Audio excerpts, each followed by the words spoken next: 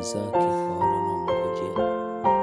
Ni pia Bwana ametupa Sabato ili tuweze kuitunza. Ni pia Mungu ameagiza tuweze kuomba, maana yeye anasikia. Na maombi hubadilisha nguvu zote za giza, nguvu zote za